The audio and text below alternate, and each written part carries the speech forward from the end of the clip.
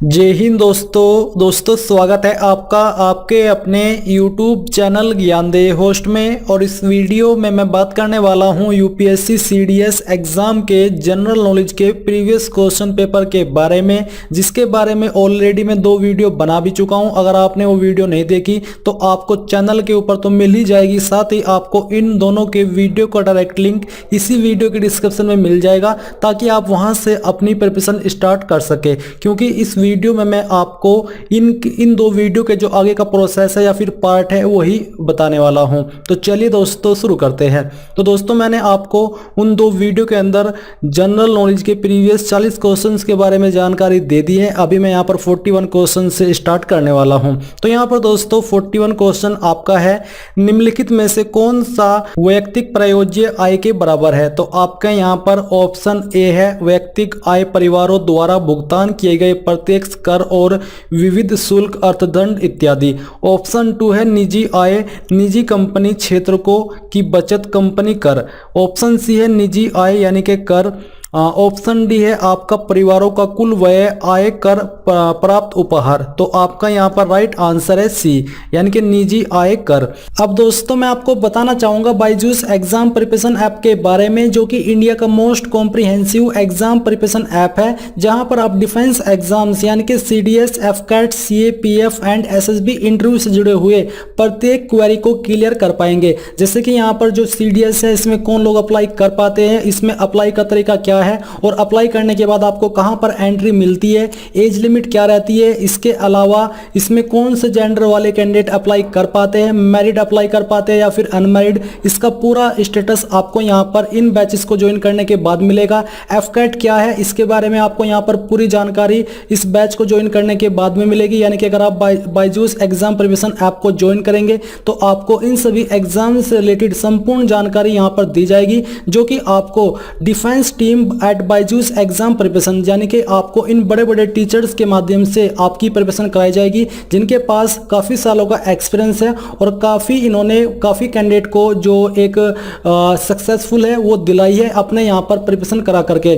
तो यहाँ पर आपको क्या क्या चीज़ें ऑफर की जा रही है वो आप देख लीजिए। Doubt clearing, quiz to track, full length test, mock SSB discussion to help aspirant clear interview, यानी कि ये सभी चीज़ें आपको यहाँ पर मिलने वाली है। स्टूडेंट्स का रिव्यू भी आप यहाँ पर देख सकते हैं जिन्होंने इसके माध्यम से प्रिपरेशन करके एग्जाम को क्रैक किया है। इसके अलावा आपको यहाँ पर ये कोर्स क्यों लेने हैं उसके बारे में आपको यहाँ पर जानकारी दी गई है कि इसमें आपको क्या क्या मिलने वाला है। तो अगर आप थोड़ा भी इंटरेस्ट रखते हैं इन एग्जाम्स के बारे में जो कि मैंने आपको बताई है, तो आप यहाँ पर इनकी जो बैच है वो ज्वाइन कर लेनी है। और आपको जो ज्वाइन लिंक है वो वीडियो के डिस्क्रिप्शन में दिया है। प्राइजेस के बारे में आपको यहाँ पर जानकारी दी है। अगर आप यहाँ पर कोई भी महीने का सब्सक्रिप्शन ज्वाइन करते हो तो आपको न्यू 10 कोड को इस्तेमाल करना है। इसको इस्तेमाल करने पर 10% की छूट आपको तुरंत मिल जाएगी। तो वीडियो के डिस्क्रिप्शन में आपको ज्वाइन लिंक दिया है, जाइए जल्दी से ज्वाइन कर लीजिए।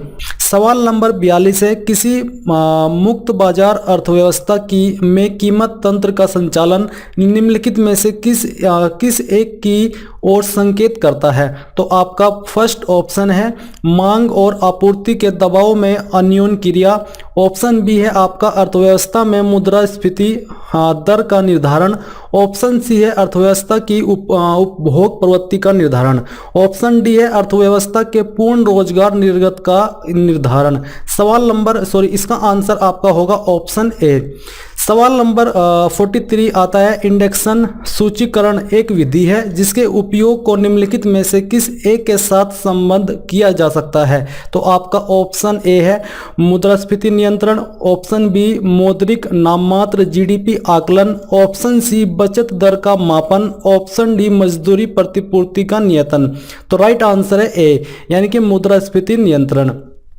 सवाल नंबर 44 है, कोई कार एक समान वर्तुल गति में गुजरती है, कार का त्वरण है। तो आपका ऑप्शन ए है 0। ऑप्शन बी है एक शून्यतर स्थिरांक। ऑप्शन सी है एक शून्यतर किंतु एक स्थिरांक नहीं। ऑप्शन डी है कि उपयुक्त में से कोई नहीं। तो आपका राइट आंसर है सी। सवाल नंबर 45 है, किसी ध्वनि की गूंज उसके उत्पन्न होने के 5 सेकंड पश्चात सुनाई देती है। ध्वनि की चाल 340 एम प्रति एस है। गूंज उत्पन्न करने वाले पहाड़ की ध्वनि के स्रोत से दूरी कितनी है? तो आपका राइट आंसर है डी, यानी कि 17 किलोमीटर। सवाल नंबर 46 है, एक विद्युत बल्ब जो 100 वाट का है, एक दिन में 10 घंटे उपयोग में लाया जाता है, 30 दिन में कितने यूनिट ऊर्जा व्यय होगी? तो यहाँ पर आपका राइट आंसर है सी, यानी कि 30। सवाल नंबर 47 है, भारत के संविधान की 5वीं अनुसूची के संबंध में निम्नलिखित में से कौन सा कथन सही नहीं है? तो यहाँ पर ऑप्शन ए है, यह राज्यों जो कि है असम, मेघालय, त्रिपुरा और मिजोरम राज्यों को छोड़कर में कुछ नियत क्षेत्रों के प्रशासन के लिए विशिष्ट उपबंध में संबंधित है, उपबंध से संबंधित है। तो यहाँ पर आपके विकल्प दिए गए हैं, जो कि बाकी विकल्प आप वीडियो को पॉज करके रीड कर लीजिए। तो इसमें राइट आंसर है आपका सी, यानी कि अनुसूचित जनजातियों के सदस्यों द्वारा या उनमें भूमि के अंतरण का प्रतिषेध या निबंधन करने के लिए विनिमय बनाने हेतु राज्यपाल अधिकृत नहीं है। सवाल नंबर 48 है, नए राज्यों के गठन और विद्यमान राज्यों की सीमाओं में परिवर्तन के संबंध में निम्नलिखित कथनों पर विचार कीजिए। पहला कथन है, संसद किसी राज्य का क्षेत्र बढ़ा सकती है। दूसरा है, संसद किसी राज्य का क्षेत्र घटा सकती है। तीसरा है, संसद किसी राज्य की सीमा में परिवर्तन नहीं कर सकती है। और डी ऑप्शन है, संसद किसी राज्य का नाम नहीं बदल सकती है। तो आपका राइट आंसर है सी, यानी कि तीसरा और चौथा दोनों सही है।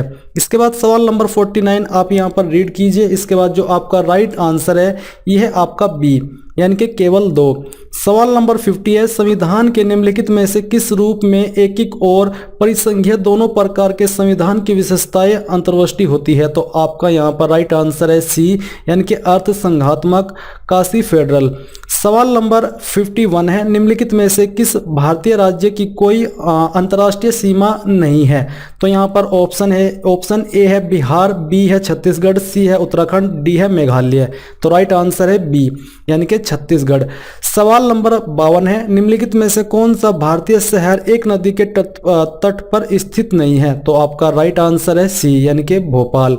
सवाल नंबर 53 है, झुमरी तलैया तथा मंदार पहाड़ियां कहाँ स्थित है? तो राइट आंसर है ए, यानी कि झारखंड। सवाल नंबर 54 है, दक्षिण भारत के संबंध में निम्नलिखित में से कौन सा एक सही नहीं है? तो यहाँ पर आपके विकल्प दिए गए हैं, इसमें से राइट विकल्प आपका है डी, यानी कि अति विषम जलवायु अवस्थाएं पाई जाती है। इसके बाद दोस्तों यहाँ पर आपका अगला सवाल आता है 55। आपका सवाल है कि लिंग संयोजन में संबंध में निम्नलिखित में से कौन सा कथन सही नहीं है? तो यहाँ पर आप ये कथन रीड कीजिए। इसमें से जो सही नहीं है वो है आपका डी, कि एशिया में स्त्री पुरुष अनुपात उच्च अधिक है। इसके बाद सवाल नंबर 56 है, मानव विकास की अवधारणा निम्नलिखित में से किसके द्वारा दी गई है? तो आपका राइट आंसर है बी, यानी कि महबूब उल हक। सवाल नंबर 57 है, नींबू वंश के फलों का एक महत्वपूर्ण प्रादायक निम्नलिखित में से कौन सा है? तो आपका राइट आंसर है बी, यानी कि भूमध्य सागरीय क्षेत्र। सवाल नंबर 58 है, नैनार कौन थे? तो आपका राइट आंसर है सी, यानी कि वे अग्रणी लीडर जो शिव के भक्त थे। सवाल नंबर 59 आप यहां पर रीड कीजिए। इसमें जो आपका राइट आंसर होगा यह है आपका सी, यानी कि 3, 4, 1, 2 इस प्रकार से ये सही क्रम में है। सवाल नंबर 60 है, निम्नलिखित में से कौन सा मुगल बादशाह नक्शबंदिया नेता ख्वाजा उबैदुल्ला अहरार का अनुयायी था? तो आपका राइट आंसर है ए, यानी कि बाबर। तो ये हुए दोस्तों आपके आज के 20 क्वेश्चन। आगे भी आपको इसी प्रकार से वीडियो मिलती रहेगी जब तक आपका एग्जाम नहीं हो जाता। अगर आपको जानकारी पसंद आई है तो आप वीडियो को लाइक, शेयर और कमेंट के माध्यम से अगर कोई भी आपका सवाल, कोई डाउट है तो पूछ लीजिएगा। और जो प्रीवियस वीडियो है जो कि मैंने अभी तक बनाई है इस बारे में, उन वीडियो के लिंक आपको वीडियो के डिस्क्रिप्शन में मिल जाएंगे इसी के, और आप उनको भी वॉच कर सकते हैं। तो आई होप आपको जानकारी पसंद आई होगी। अगर आई है तो आप इस वीडियो को लाइक, शेयर और आपके अपने यूट्यूब चैनल ज्ञानदेव होस्ट को सब्सक्राइब करके बेल आइकन को ऑन कर ले। Thanks for watching. जय हिंद।